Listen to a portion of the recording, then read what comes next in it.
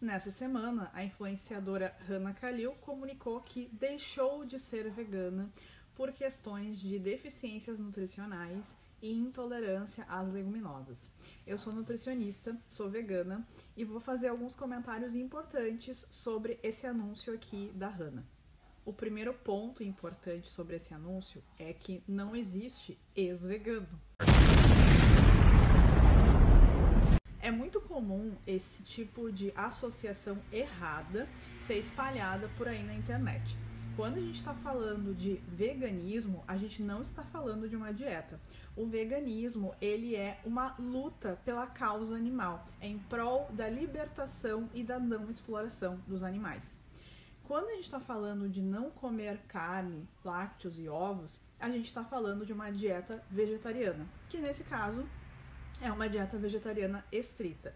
Então, todos os veganos seguem esse tipo de dieta. Mas, como eu comentei, o veganismo não é só a dieta que tu segue, mas sim aquilo que tu faz pelos animais. Então, quando tu tá dizendo que deixou de ser vegano, é de certa forma confuso, porque tu tá dizendo que tu deixou de lutar pelos animais, que agora tu defende que eles sejam explorados, que eles fiquem presos. Segunda questão é, a gente não corrige deficiência nutricional de ferro e vitamina B12 com dieta, nem dieta vegetariana e nem dieta onívora. A gente corrige deficiências com suplementação.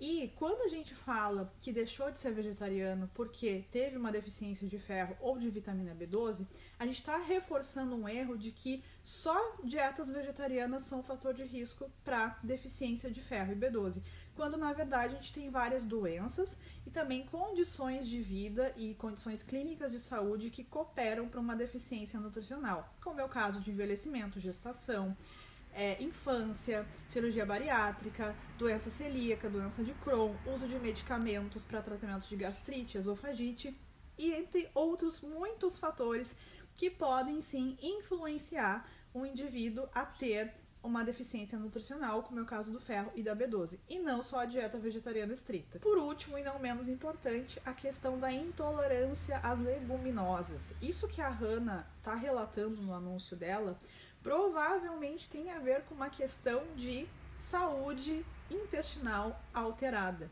Isso é muito comum não só em vegetarianos e veganos, mas também em onívoros, ou seja, em pessoas como um todo. E aí é claro que se eu tenho uma alteração da minha flora intestinal, eu vou sim ter dificuldade com alguns componentes da alimentação, com alguns nutrientes, com alguns alimentos. E posso sim ter esses sintomas como gases, estufamento, diarreia, desconforto intestinal, mas existe sim tratamento para isso. E a grande questão é, não só a gente tem que direcionar para um profissional da nutrição e também da medicina que trate intestino, mas muitas vezes, isso que a Hannah comentou, não é só uma questão intestinal, é uma questão de saúde mental também. Em situações de estresse elevado, burnout, é muito comum que a gente desenvolva sintomas gastrointestinais como esses que a Hannah comentou no anúncio. Então procure atendimento profissional, nutricionista, médico, psicólogo, no mínimo. Não deixe de buscar ajuda se você tem aí uma condição que está deixando a sua vida difícil.